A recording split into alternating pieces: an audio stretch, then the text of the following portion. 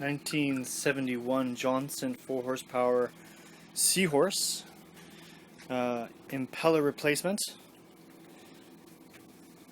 So how this works is you have your oil ring seal, which I've prized out of this hole here. I used this tool here, which was it's a spring puller, and it really worked well. I just wrenched it up. I also, to loosen it up, I blowtorched around here. I heated up the metal to expand it just a little bit, so you want to heat the metal up. And then I put some a candle on there that then melts the wax and went into the seal. And then I prized it out with this here. So underneath, so that goes there. This is the new one, the new oil seal that I ordered. See there, nice and beautiful. So that will go down like that on top. I'll put a socket wrench just above that. I'll grease around the sides. Don't grease the seal itself.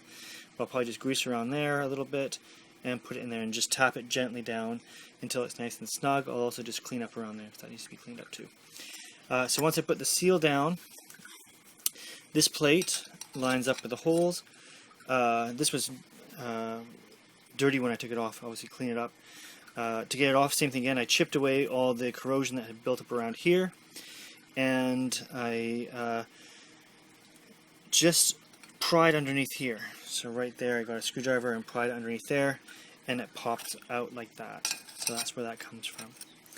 I also had problems. The reason why I'm doing the impeller is because obviously I had cooling problems. So the impeller, I've purchased the impeller, so that goes on top. So this was the old impeller.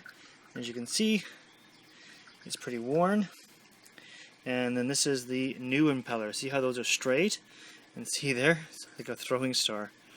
So, so this will give me more pumping action to cool the engine because I was having a heating problem.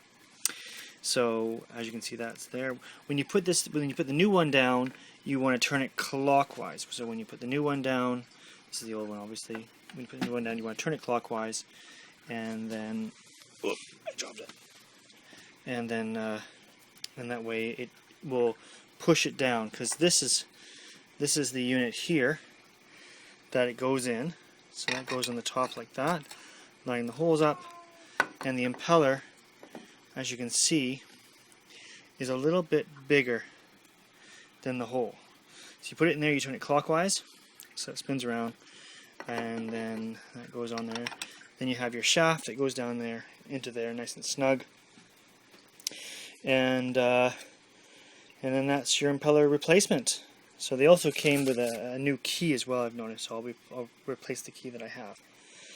And that's it. That's the impeller replacement for a 1971 Johnson Seahorse.